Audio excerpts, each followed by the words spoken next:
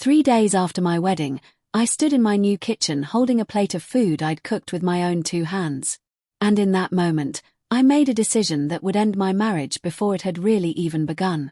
My name is Sienna. And this is the story of the night I stopped serving people who never once said thank you. The apartment still smelled like the white lilies from our reception. My wedding dress still hung in its garment bag on the closet door, zipped up like a secret we hadn't unpacked yet. And my husband's hand was already becoming something I flinched from. By the end of this story, you'll understand exactly how a woman goes from walking down the aisle to walking out the door in 6 short weeks, and why the quietest revenge is sometimes the most complete one. But to understand that Monday night, you need to understand how I got there. I met Alyson Marsh at a fundraising dinner in Charleston, South Carolina. I was 26, and I still believed a man's manners at a table said everything about his character.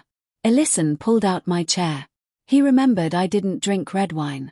He asked the waiter for extra bread because he'd noticed I liked it. I thought I'd found a rare kind of attentiveness. What I hadn't noticed yet was that Alyson's attentiveness came with an invoice. Every kindness he gave, he expected repaid, not in gratitude, but in obedience. I didn't have the vocabulary for that yet. I only knew the feeling of being chosen. And at 26, being chosen felt like winning. Looking back, the signs were there almost from the start. On our 4th date, he ordered for me without asking, then looked genuinely confused when I said I might have liked to choose my own meal. "I just know what's good here," he said, smiling like the correction was a gift. On our 8th date, he cancelled plans I'd made with my closest college friend, because he'd already told his mother we'd be at her house that weekend, a plan I hadn't been consulted on at all. Every time, I found a reason to excuse it. He was decisive, I told myself. He liked taking care of things. I didn't yet understand that taking care of things and taking control of things can wear the exact same face. We dated 14 months. His mother, Patricia, complimented my cooking and my posture in the same breath, like both were achievements I should be proud of, as if I were being evaluated for a role rather than welcomed as a person. His sister, I met later, and reluctantly. Delaine's going through a rough patch, Alyson told me the first time her name came up. She's staying with me for a while. Try not to read into anything. Delaine Marsh was 29, sharp-featured, quick to laugh at her own jokes and slow to laugh at anyone else's. She'd moved into Alyson's house 11 months before our wedding, following what he vaguely called a bad breakup, and what she called, more than once in front of me, needing to reset. I met her 3 times before the wedding. Each time, she measured me like a new appliance being tested for durability. Over brunch, she asked what my job paid before she even knew my last name. At a family barbecue, she asked if I planned on keeping my job after the wedding, then added, almost as an afterthought, that Alyson liked things a certain way at home. The week before the ceremony, she watched me help Patricia set a table and said, without smiling, "I hope you actually know how to cook real food. Not just that healthy stuff people your age post online." Small pebbles, each one. Not enough to cause alarm on their own. But I should have noticed the ripples they left behind. There's one moment, though, 2 weeks before the wedding, that I've turned over in my mind more than any other. Alyson and I were addressing invitations at his kitchen table when Delaine walked in, glanced at the guest list, and said, "You didn't tell her about the loan situation yet, did you?" Alyson's jaw tightened in a way I'd never seen. "Not now, Delaine," he said. And the subject vanished as fast as it had surfaced. When I asked him about it that night, he waved it off. "Just some old family stuff. Nothing that involves you." I believed him, because at the time I had no reason not to. I understand now that "nothing that involves you" is one of the most dangerous sentences a person can hear right before they sign a marriage certificate. We married on a Saturday afternoon in early spring, string lights strung between the oak trees. My mother crying so hard my father had to hand her his entire pocket square. Alyson looked at me like I was the answer to something he'd been solving for years. I looked at him the same way. Neither of us knew we were reading different equations. Delaine gave a toast calling me surprisingly good for Alyson. The room laughed like it was charming. I laughed too, because that's what you do at your own wedding. You laugh at the jokes that stop being funny the moment the music stops. Alisson's father, Walter, a tall, quiet man who'd built the family's logistics company from a single delivery truck into a regional operation, kept his toast short, focused almost entirely on how proud he was that Alisson had finally settled things at home. I remember thinking it was an odd phrase for a wedding toast. I had no idea yet how literally he meant it. We skipped the honeymoon for the time being. Alisson's work was tight that quarter, and Deline was still in our guest room. I told myself it was temporary. I told myself a lot of things were temporary that turned out to be permanent. The first night in that house, I found Deline had already rearranged 2 kitchen shelves for her protein powders, pushing my wedding china to the back of the cabinet without a word. Alisson didn't seem to notice, or didn't think it worth mentioning. I stood in that kitchen at 11 at night, quietly moving my own china back within reach, telling myself this was simply what blending 2 lives looked like. I didn't yet understand that blending only works when both people are willing to make room. Monday morning, I started my new job, marketing coordinator at a branding firm downtown. Clipping on my badge, I felt like myself again for the first time in weeks. Not a bride. Not a new last name. Just Sienna, doing a job she was good at. That feeling didn't survive the day. Here's what happened next: the dinner, the plate, and the thing I did in that kitchen that neither of them saw coming. But first, I need you to sit with just how ordinary that Monday felt right up until it wasn't. Alisson texted me on my lunch break with a grocery list. Chicken breast, russet potatoes, green beans, soda, with a note: Deline likes the potatoes extra buttery. Don't forget. He called twice more before 5, once to confirm I'd left work on time, once about the soda. Even then, I remember thinking it was strange for a grown man to call twice about soda. I filed it under newlywed adjustment. I filed a lot of things under that heading before I ran out of room. When I walked in that evening, the television was loud enough to rattle the window in its frame. Deline was curled on the couch under a blanket, a small skyline of empty soda cans on the coffee table. 2 days of dishes sat untouched in the sink. Alisson stood by the counter, arms folded, watching me walk in with the grocery bags like I was late for a shift he was personally supervising. "You're late," he said. "It's 6:15. Traffic on the bridge." Deline didn't look away from the screen. "I'm starving. Been waiting since 5. I want to be honest about something. I cooked anyway." I think a lot of women watching this will recognize that particular kind of quiet, the kind where you absorb one small insult, then another, telling yourself peace is worth the price. Right up until the price stops being small. I moved through that kitchen still in my work blazer, rinsing a pan Alisson could have washed himself, wiping a counter Deline had walked past 4 times without lifting a finger. Canned television laughter kept erupting in the next room, timed perfectly with every clatter of my own effort. By the time dinner was plated, I'd been home 50 minutes and hadn't sat down once. I carried 2 full plates to the table and called out that dinner was ready.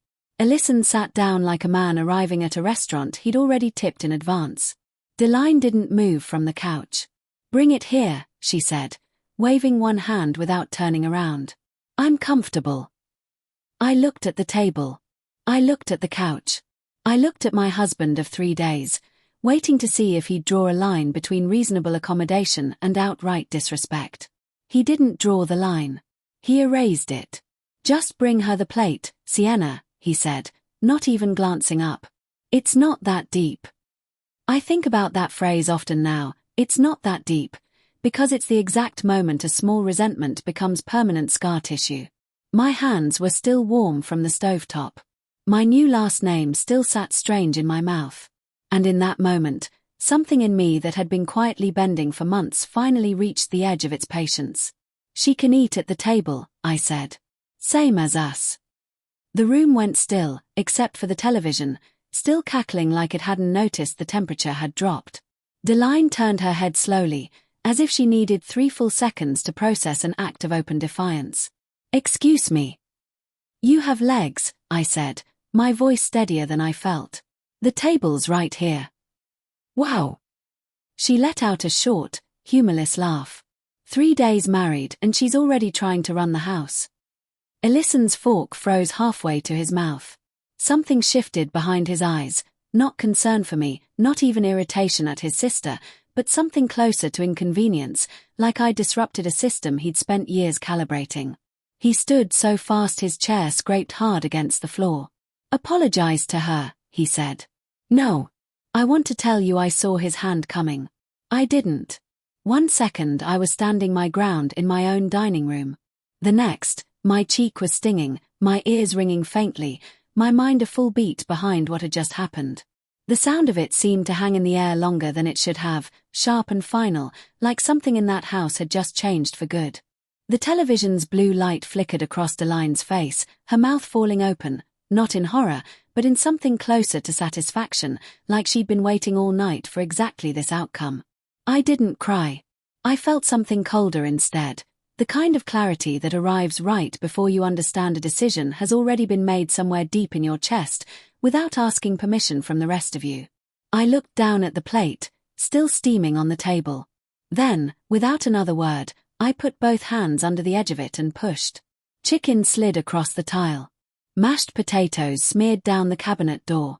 The bowl of green beans hit the floor by Alyson's shoes and shattered loud enough that Delaine actually flinched beneath her blanket. Alyson stared at the mess, then at me, like he'd just discovered the woman he married wasn't the woman he thought he was training. "You're going to clean that up," he said, voice low. "No," I said again. "I'm not." I turned, walked upstairs, locked the bathroom door, and sat on the edge of the tub with my cheek still burning under my palm. I didn't sob. I breathed, in, out, counting each one like a rung on a ladder out of that house. That night, I slept on the pull-out couch in what was supposed to become our home office, staring at the ceiling, replaying the sound of my own hand deciding, on its own, that this marriage had already ended 3 days after it legally began. The next morning, Alyson acted as if nothing had happened. He made coffee. He asked if I wanted eggs. No apology. I understood, watching him hum along to the radio, that apology had never been part of his vocabulary to begin with. He asked if I'd set the coffee maker's timer, as if we were discussing routine logistics rather than the collapse of whatever trust had existed between us. Delaine came down an hour later, glanced at my face, and said only, "You should probably learn to pick your battles," before pouring cereal like she was commenting on the weather rather than the fact that her brother had struck his wife 3 days into a marriage over a plate of food. I called my closest friend, Rosalind, from my car in the office parking lot before I even went inside. The whole account came out in a rush I couldn't control, the dinner, the slap, the plate, the silence after. She went quiet, then said, "Sigh, that's not a bad night. That's a pattern showing itself early. You need to decide right now whether you're going to believe what you just saw." I sat in that parking lot another 10 minutes, understanding she was right, and that some part of me had already started making that decision the moment my hand pushed that plate away. I went to work with a story ready in case anyone asked about the mark near my jaw. A cabinet door, I'd say, if pressed. Nobody asked. But sitting at my desk that afternoon, staring at a branding proposal I couldn't focus on, I made a decision of my own. If Alyson believed silence was owed to him simply because he'd married me, I intended to make silence the most expensive thing he'd ever purchased. Here's where this story stops being about a slap, and starts being about a woman quietly building a case that would eventually reach further than either of them ever imagined, all the way to the top of a family business neither of them thought I was paying attention to. I started noticing things I hadn't let myself see before. Not the small cruelties, those I already understood too well, but the paperwork. Alyson's home office had a locked financial folder, but he never remembered to lock the drawer beneath it. Bank statements. A joint account opened the week before our wedding, funded partly with money transferred from an account under Delaine's name. The first evening I looked through that drawer, my hands were shaking so badly I had to set the folder down twice. I told myself I was only confirming what I already suspected, that understanding my own financial situation wasn't wrong. It took 4 days of careful, quiet reading, spread across evenings when Alyson worked late and Delaine was out with friends, to understand what I was actually looking at. Delaine hadn't moved in because of a rough patch. She'd moved in because she owed money, a significant amount, borrowed from the family logistics business years earlier under an informal arrangement that had never been properly documented. And Alyson had been quietly covering the gap using funds that, as of our wedding day, were now legally shared marital assets. My 3-day-old signature was already attached to debts I'd never agreed to and never even known existed. I found the original transfer records first, dated nearly 2 years back. Sums moved from the business account into Deline's personal checking under vague labels like advance and reimbursement. Then I found the newer entries, made after our wedding, the same pattern repeating from an account that now legally belonged to both of us. I sat at that desk until nearly midnight one Tuesday, cross-referencing dates against receipts, building a timeline in a spiral notebook hidden inside a showbox of old greeting cards, the one place in that house I was sure no one would think to look. I didn't confront him immediately. Confrontation without documentation is just an argument waiting to be denied, easily reframed as a misunderstanding by someone who spent years controlling the narrative in every room he enters. Instead, I made copies. Photographed statements. Backed them up to a cloud folder Alyson didn't know existed. And I reached out. Quietly and separately, to a family law attorney named Camille Farrow, recommended by a co-worker who'd gone through her own difficult separation. Our first meeting was during my lunch break, 3 blocks from work, blinds drawn against the afternoon sun. I remember feeling almost apologetic laying out that folder, as if seeking legal advice about my own marriage was somehow an overreaction to a slap and a stack of hidden bank statements. Camille didn't let me minimize any of it. She listened to the whole account without interrupting, jotting the occasional note. When I finished, she set her pen down and said something I've held onto ever since. Some people don't marry a partner. They marry a solution to a problem they created themselves. The question is whether you're willing to be the fix, or whether you'd rather be free. I chose free. Camille explained how South Carolina law treated marital debt acquired without full disclosure, how the timeline of the transfers mattered, and how any evidence of concealment needed to be gathered without alerting Alyson that I was building a case rather than simply enduring a difficult adjustment period. Patience is your best asset right now, she told me. Not anger. Anger tips people off. Patience closes doors quietly behind you. Over the next 3 weeks, I gathered what I needed while maintaining the appearance of a wife quietly absorbing her circumstances. Cooking dinners, staying late at the office more often than necessary, letting Alyson believe the incident had simply been forgotten the way he clearly assumed most things were. He even attempted, once, a version of an apology, though it arrived shaped more like a complaint than a confession. "You know, I don't usually act like that," he said one evening, not quite meeting my eyes. "You just pushed a button." I said nothing. I let him believe the silence meant forgiveness. It meant something closer to inventory. Deline grew bolder in my presence during those weeks, mentioning, almost proudly, how Alyson had always taken care of things for her, how their father never needed to know every little detail about the business, how family loyalty meant not making a big deal out of numbers. I let her talk. Every word was another brick in a wall I was building carefully. One conversation, one screenshot, one bank statement at a time. Now here's the moment that changed everything. A single careless mistake, on an ordinary Thursday evening, handed me exactly what I needed to end this for good. Alyson left his laptop open on the kitchen counter while taking a phone call outside. An email thread was visible on the screen, correspondence between him and the family business's accountant, discussing how to restructure the informal loan to Deline using our joint marital account, without listing it as a withdrawal on any official record. It wasn't just a family favor anymore. It was financial concealment, the kind that, depending on how it was structured, could carry real consequences for the business and for Alyson personally. I photographed every page. 2 days later, I met Camille again, this time with a folder thick enough that she took a moment just to flip through it. "If these documents are authentic and the dates hold up," she said, "this could become an important part of your case. Not just for the divorce, for making sure none of that debt ever attaches to you." We filed for separation the following Monday, exactly 6 weeks after the wedding. I moved out that same week into a small 1-bedroom apartment downtown, taking only what I'd brought into the marriage and nothing Alyson could later claim I'd unfairly kept. I wanted the record clean.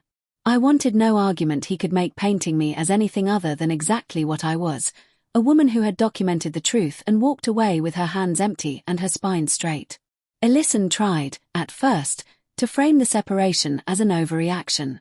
He called it dramatic. He called Deline's debt a family matter that had nothing to do with our marriage, conveniently ignoring that my name was now legally tied to it.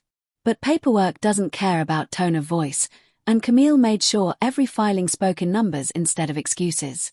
Once the transfer records became part of the legal proceedings, they didn't stay contained to our case. Camille was required to notify opposing counsel, and Alyson's own attorney, unwilling to be caught unprepared, brought the matter to his client's attention in plain terms before it could surface any other way. From there, it reached Walter, Alyson's father, who'd built that logistics company over 3 decades. He was not pleased to learn that company funds had been quietly rerouted, without his knowledge, to cover his daughter's debt. He launched an internal review of the company's accounts within days. What began as my divorce filing became, within 2 months, a company-wide reckoning that Alyson had never anticipated and could not control. I didn't orchestrate that part. I simply stopped protecting the silence that had allowed it to continue. Now for the part one think you've been waiting for, how it all finally settled, and what it cost each of them. The settlement wasn't dramatic the way people sometimes imagine. No shouting match in a courtroom, no dramatic reveal in front of a judge. Just a mediation table in a quiet conference room, a stack of documents thick enough to need 2 folders, and Alyson's attorney quietly advising him, in a tone I could hear even through the walls, that contesting the terms would only invite closer scrutiny into exactly how that loan had been handled. Alyson tried, briefly, to argue that the financial details were a private family matter unrelated to our marriage. Camille responded by sliding across a single document, the transfer dated 4 days after our wedding, and asking him to explain, on the record, how a private family matter had come to include my legal signature. He didn't have an answer. Neither did his attorney. I walked away with a settlement that covered the cost of starting over completely, first and last month's rent on a better apartment downtown, a car that was fully mine, and, more importantly, my name removed entirely from any liability tied to Deline's debt, documented in writing and filed with the court, so it could never quietly resurface later. Walter requested a meeting with me separately, through Camille, once the internal review at the family business had run its course. I almost didn't go. In the end, curiosity won out over reluctance. He looked older than I remembered from the wedding, and he apologized in a way that felt genuine, even if it came far too late to change anything. I built that company assuming my children would tell me the truth, he said. I was wrong about one of them. And I was too slow to notice. I didn't need his apology to feel whole again. But I accepted it, because some doors are worth closing gently rather than slamming shut. I heard secondhand that Deline was asked to move out of Alyson's house within the month, her informal safety net finally recognized by the rest of the family for what it had always been. Not an act of loyalty, but a pattern of enabling that had simply run out of runway. I felt no satisfaction in that. Only the quiet relief of a door closing on something that had never been built to hold weight in the first place. The mark on my cheek faded within a week, the way most bruises do. What didn't fade as quickly was the certainty it left behind, that the moment someone raises a hand or a voice to convince you your dignity is negotiable, the healthiest response isn't to absorb it quietly and hope tomorrow is different. It's to start writing down everything you see. Because the truth, once documented, has a way of settling every account on its own timeline. The night I moved out, I packed my car alone, refusing Alyson's offer to help carry boxes, refusing even the polite fiction of a peaceful goodbye. Deline watched from the upstairs window the whole time, arms crossed, saying nothing. I didn't wave. I didn't need her acknowledgement anymore. I think some small part of her understood, for the first time, that the silence she'd relied on for years had finally run out of patience to give.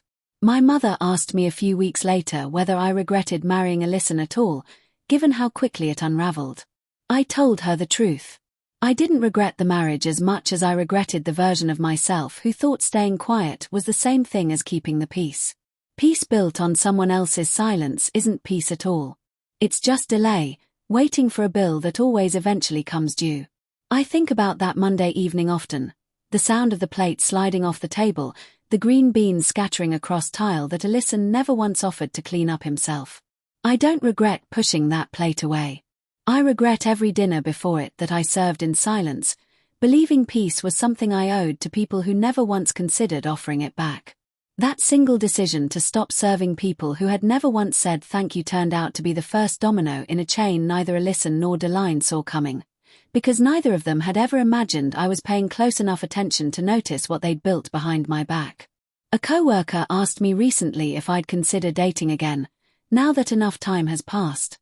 I told her I wasn't in any rush, that I'd learned something valuable from all of this, that attentiveness and control can look identical from across a dinner table, and it takes distance to tell them apart.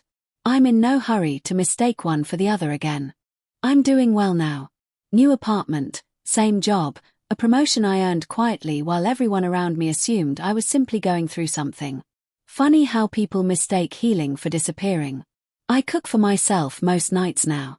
Sometimes elaborate meals, sometimes just eggs and toast. And every single time I sit down at my own table to eat it, nobody waves a hand at me from a couch anymore. Nobody calls my dignity a button that got pushed by accident. I set the table for one, and for the first time in longer than I care to admit, that feels like enough. So let me ask you what I've asked myself so many times since that night. What would you have done in my place? Would you have pushed the plate away? Or would you have stayed silent, just one more time, telling yourself tomorrow would be different? Tell me in the comments. And if this story meant something to you, stay close, because the next one might be the story you needed to hear even more.